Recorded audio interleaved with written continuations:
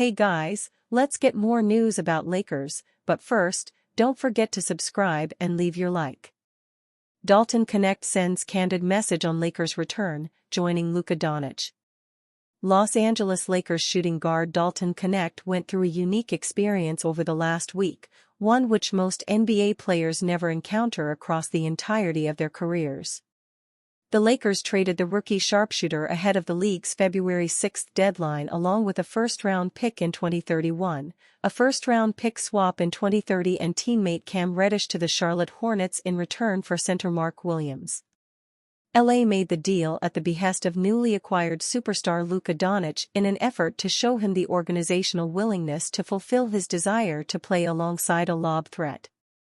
While Doncic almost certainly didn't specify whom he would like the Lakers to trade in order to land a rim-running/rim-protecting big man, it was Doncic's arrival and subsequent personnel requests that led the team to move Knecht in the first place.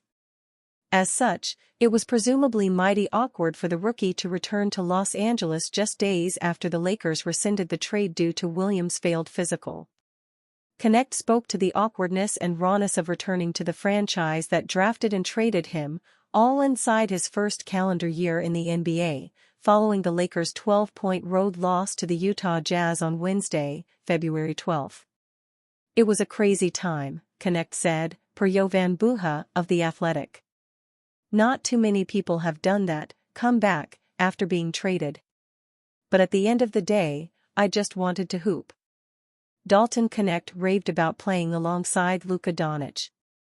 Knecht admitted that the circumstances of the trade gone awry were hard to experience, but added glowing comments about his first time sharing the court with Doncic's teammates. The passes that he was making out there, it's crazy, Knecht continued. They told me first thing back is no matter what, when Doncic has the ball, be ready to shoot. He's going to get it to you, no matter what. And seeing a couple passes to Austin Reeves, LeBron James, he wasn't even looking. So it was crazy. I'm excited. Knecht played 17 minutes on Wednesday night, which was the team's final game ahead of the week-long NBA All-Star break. Lakers likely to revisit trade options this offseason. Regardless of what Knecht is explicitly thinking or what he shared with Confidence to this point, the 23-year-old has handled the situation with maturity and class and has done all the right things outwardly. That doesn't mean, however, that he won't be back on the trade block as soon as the free agency period officially opens this summer. Whether the Lakers will attempt to trade Knecht again is impossible to say for certain in mid-February. What isn't hard to forecast is that the team will definitely look to find Doncic the lob threat he wants and the rim protector the defense is going to need for years to come. Knecht can spread the floor and knock down three-point shots, which is a valuable asset in the contemporary NBA. If LA can get in the game for a Miles Turner of the Indiana Pacers or a Nick Claxton of the Brooklyn Nets this summer, Knecht may well be on the move yet again. J.J. Redick delivers honest Alex Len assessment after loss to Jazz. Alex Len made his Lakers debut just a day after signing, but it was the Utah Jazz who dominated their rematch against J.J. Redick's squad. Unlike their previous meeting, this time, Utah took control early and never looked back, cruising to a 131-119 victory. According to The Athletic's Lakers head coach J.J. Redick said Alex Len was fine in his debut, acknowledging that he was in a tough position having to log significant minutes so soon after joining the team. The final score doesn't tell the full story, as the Jazz overwhelmed the Lakers from start to finish, largely thanks to their imposing frontcourt. The Utah Jazz overpowering the Los Angeles Lakers in the paint. The Jazz dominated the Lakers, highlighted by a 54-36 advantage in points in the paint. With Anthony Davis swapped for Luka Doncic, the Lakers lacked a reliable big man, a problem they intended to fix with the Mark Williams trade before scrapping it due to medical concerns. Now, they're relying on Alex Len as a temporary fix. Len's limitations are evident, particularly his inconsistent playing time in recent years. This season, he averaged just 1.4 points and 1.8 rebounds in 7.2 minutes per game over 36 appearances with the Kings. With Jackson Hayes and newly signed Alex Len as their only reliable traditional big men, the Lakers were already thin in the front court. Their situation worsened when Hayes exited after just 7 minutes due to a facial contusion. Len, playing extended minutes in his debut, contributed 4 points on 2 of 5 shooting and grabbed 7 rebounds in 23 minutes. Lauri Markkanen dominated with 32 points, hitting 11 of 18 shots, including 6 from beyond the arc. Walker Kessler controlled the paint, scoring 16 points on a perfect 8-for-8 shooting while swatting 6 shots.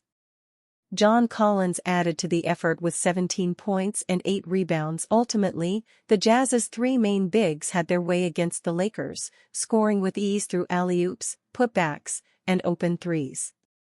With Jackson Hayes, Alex Len, and Rui Hachimura as their primary resistance, they took full advantage of the mismatch. The Lakers lacking frontcourt depth with Hayes, Len, and Hachimura handling the frontcourt minutes, it's no surprise the Jazz's trio dominated. While the Lakers' bigs are NBA-caliber players, they simply couldn't match up against 3 above-average frontcourt talents. Without Dorian Finney-Smith and Gabe Vincent, who were sidelined for injury management, the Lakers lacked their usual energy and toughness. They'll look to regroup after the All-Star break when they face Charlotte in Los Angeles. Acquiring Luka Doncic was a major win for the Lakers, reshaping their long-term future. However, in the immediate sense, they must find a way to stabilize their big man rotation to stay competitive. Doncic recorded 16 points on 6 of 13 shooting, along with 4 assists, 4 rebounds, and 5 turnovers. Dalton Connect, back on the court after the rescinded trade with Charlotte, contributed 10 points off the bench, while Bronny James notched a career-high 9 points. Brian Windhorst clowned Stephen A. Smith for suggesting Lakers should sign Dwight Howard. The Los Angeles Lakers were in desperate need of a center before they signed Alex Len, and Stephen A. Smith had a name in mind for them. On First Take, Smith shockingly brought up Dwight Howard as someone the Lakers should go after and unsurprisingly got clowned for that take by Brian Windhorst. Stephen A. Smith: I haven't seen him in a couple of years, I don't know how he's looking. Windy, but I'm finding it hard to believe. All you need is somebody to defend and rebound. Why not look at a Dwight Howard? Why not look at somebody off the scrap heap? He's always in shape. He never looks out of shape at all. Don't get me wrong, I understand, Windy. I know we ain't seen him in a while. But Shannon brought up names like JaVale McGee and others. I would say this to you, Windy, look around the league. Who's available? I mean, what are we talking about here? Brian Windhorst: DeMarcus Cousins is playing in Mongolia, why don't you call him? Smith: who? Windhorst: DeMarcus Cousins is playing in Mongolia, why don't you call him? Dwight Howard's going into the Hall of Fame because he's retired for so long. Last time he played, he was in Taiwan. Are you being serious? Smith continued to defend his take, stating that the Lakers only need a big body that can defend and rebound. He wasn't expecting to see Howard at his peak but believed even the current version could get the job done. Windhorst wasn't buying it, though, and Riley stated that perhaps the Lakers should then go after Kareem Abdul-Jabbar. That was hilarious from Windhorst, and you have to agree with his take on this matter. Howard has not retired as such, but it's clear by now that he isn't getting another opportunity in the NBA. The 39-year-old last played in the league in the 2021-22 season for the Lakers and averaged 6.2 points, 5.9 rebounds, 0.6 assists, 0.6 steals, and 0.6 blocks per game. No team has really shown serious interest in bringing Howard on board since, despite his clamoring for another opportunity. It was fairly clear in his last season that there wasn't any gas left in the tank, and that was 3 years ago. The Lakers would know that better than anyone else and were never going to sign him. Dwight Howard took shots at Brian Windhorst. Windhorst's reaction to Smith suggesting the Lakers should sign Howard didn't go down too well with the former NBA star. He initially put out a post on X in which he mocked Windhorst over his weight. Howard appears to have soon realized, though, that this was inappropriate and edited the post. He wasn't taking the high road, though, as he brought up a comment made by DeMarcus Cousins. If I walk into a room and LeBron James is in there, we can arguably say one of the greatest to ever touch a basketball. He acknowledges me, that mean way more than Motherf ********* Brian Windhorst Chunky A**** telling me I'm great. It will be interesting to see if Windhorst responds to these jabs from Howard.